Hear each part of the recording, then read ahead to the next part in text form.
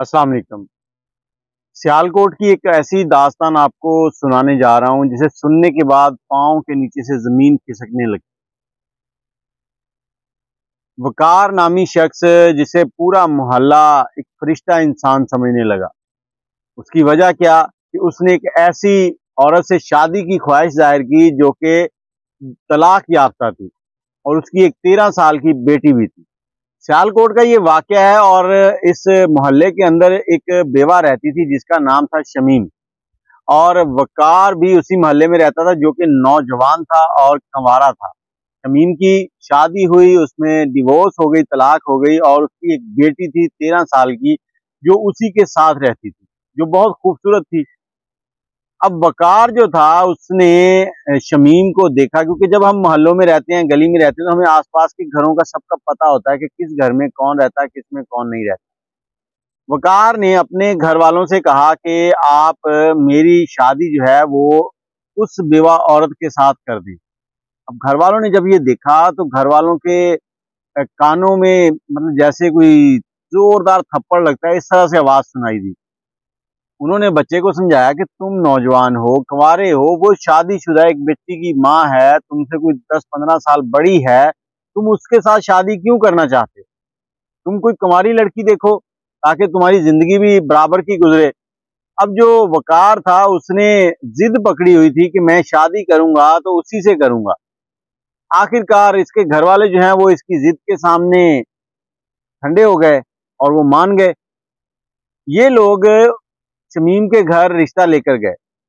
اب جب رشتہ لے کر گئے تو شمیم کے گھر والوں نے جیسے ہی یہ بات سنی تو وہ تو بڑے خوش ہوئے، ان کے تو دلوں میں لڈو پھوٹنے لگے۔ انہوں نے کہا جی یہ تو کمال ہو گیا، وقار تو واقعی کوئی فرشتہ انسان ہے۔ تو ان لوگوں نے شمیم سے پوچھا، اس نے بھی ہاں کر دی۔ اب جب اس نے ہاں کر دی تو یہ بات پورے محلے میں پھیل گئی۔ پورے محلے میں پھیلی تو پورا محلہ جو ہے وہ یہ سن کر وقار کے اوپر بڑی وہ مہربان، اس کا بڑا شریف اور فرشتہ انسان کہنے لگا۔ لیکن آگے کہانی جو آئی ہے اس نے سب کے رونگٹے کھڑے کر دیے۔ دونوں میں بات چیت طے ہو گئی، اس کے بعد شادی ہو گئی۔ شمیم جو ہے وقار کی بیگم بن گئی اور شمیم کی بیٹی جس کا نام ہاجرہ تھا وہ بھی اب ان کے ساتھ ہی رہنے لگی۔ وقار نے اس میں کوئی یہ نہیں کہا کہ یہ ہمارے ساتھ نہیں رہے گی یا کیا ہوگا کیا نہیں ہوگا۔ شمیم نے دیکھا کہ وقار اس کے ساتھ اچھے طریقے سے رہ رہا ہے تو ہنسی خوشی رہنے لگے۔ اب کچھ وقت گزرا تو ایک شادی آ گئی۔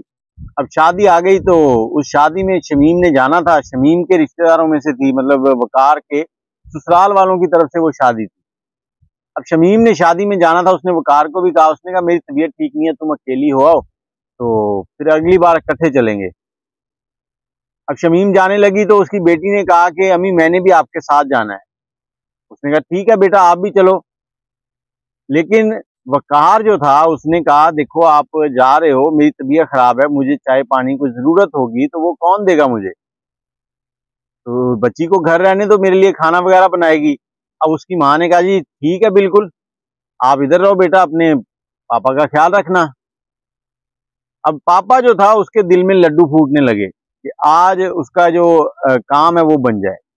شمیم چلی گئی، پیچھے سے وقار صاحب نے اس بچی کے ساتھ جو رشتے میں اس کی سوتیلی بیٹی لگتی تھی، اب کیا کہوں،